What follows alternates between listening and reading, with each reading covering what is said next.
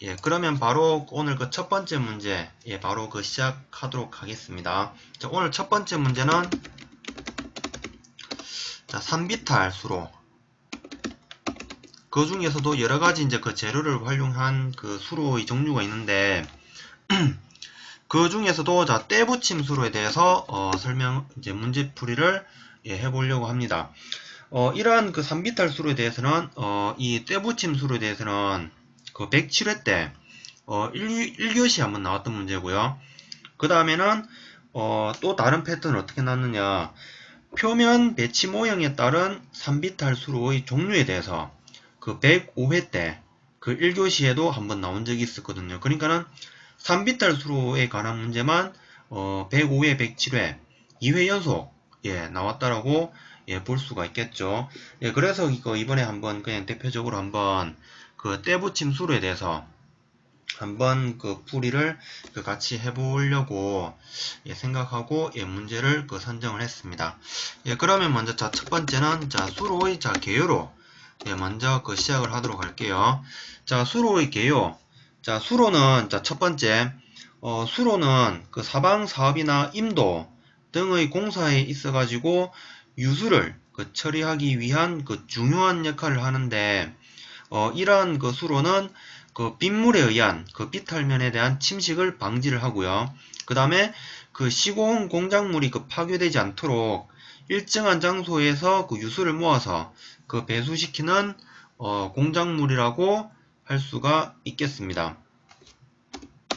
그래서 이제 그 두 번째로 와서는 그러면은 그 이러한 그 산비탈 수로는 대상지의 뭐 경사도라든지 그 다음에 강우 강도 그 다음에 토질 상태 그 다음에 집수 구역 면적 이런 그 등에 따라서 흙수로라든지 돌, 때, 그 다음 뭐 식생 토낭, 콘크리트, 블록판, 반원판, 파식수로 내기 등 다양한 재료를 사용을 합니다. 그리고 형상도 뭐 반달골 형태라든지 뭐 U자형 형태, 사다리꼴 형태 이렇게 이제 다양한 것을 아까 말씀드렸다시피 이제 경사도라든지 뭐 강우강도, 뭐 토질 상태, 그 집수구역 면적에 따라서 이런 그 각 그 재료별로 이제 뭐 강도라든지 그런 걸 이제 고려를 해서 이제 재료를 선정을 한다라는 것.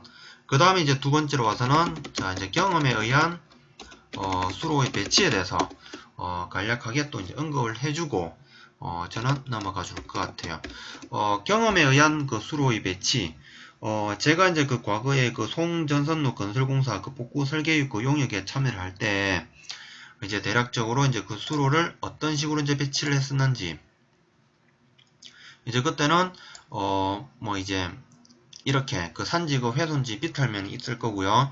그 다음에 이제 위에 이제 투영 그 면적 그 평면도상에서 봤을 때 이렇게 철탑 다리가 그 송전탑 그 다리가 이렇게 네 가지가 있습니다. 이 나머지 부분은 이제 훼손 지역이고요.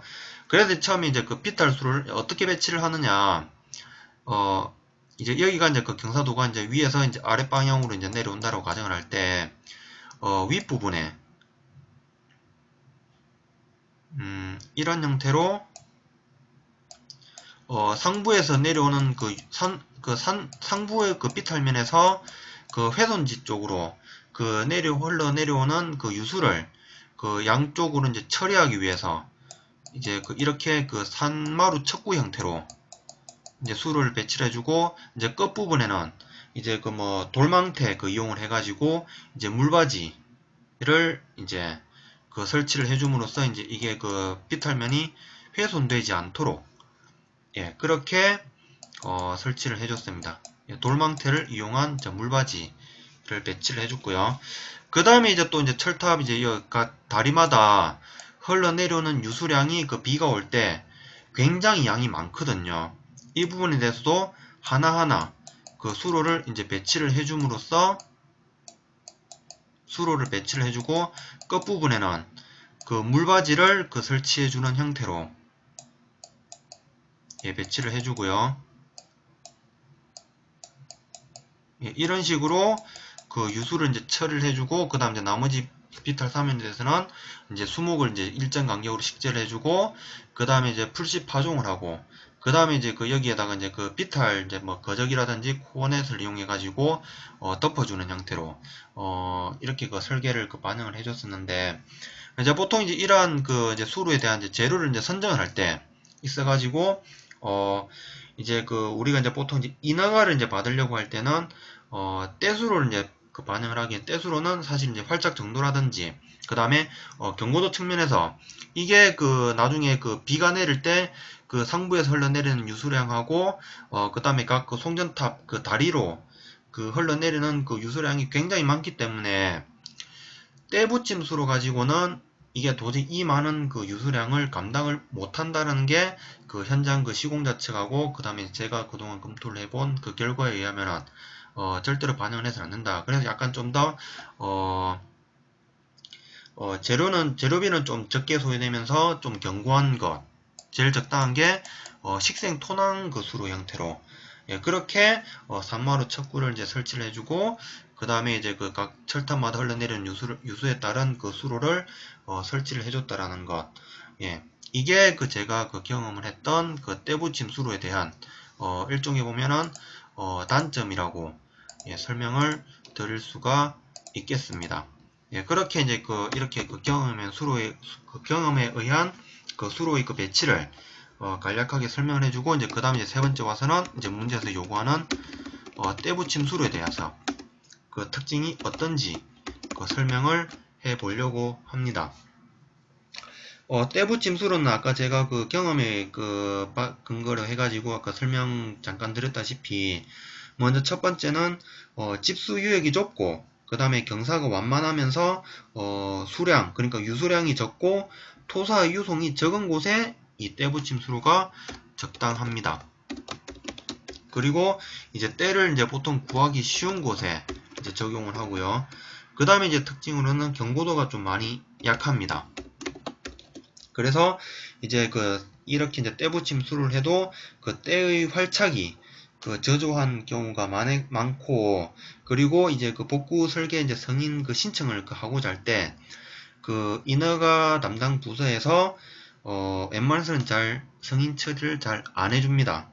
이제 좀 더 견고한 뭐 식생 토낭이라든지 아니면은 좀 작은 뭐 복구비에 여유가 있으면은 뭐 돌이라든지 그 콘크리트도 반영을 해줄 수가 있는데, 이제 이게 이제 제가 이제 한국전력을 이제 상대로 했었거든요.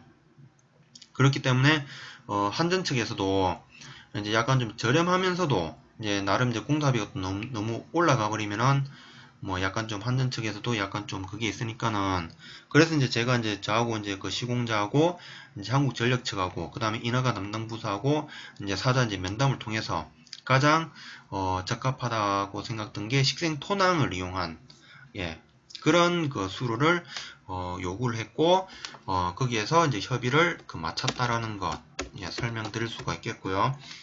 그 다음에 이제 다섯 번째로는 역시 이제 떼붙임 수로는 시공비가 저렴하다는 장점을 가지고 있다라는 것, 예, 이렇게 그 떼붙임 수로를 설명을 해주고, 그리고 이제 그 간략하게 그 공사 그 표준도를 간략하게 그려주면 될 것 같아요. 이렇게 이제 유수가 있으면은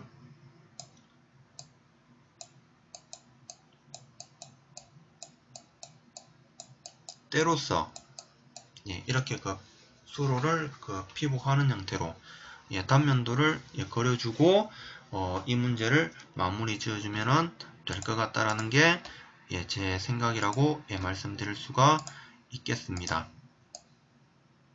예, 이게 오늘 첫 번째 문제에 대한 풀이였고요.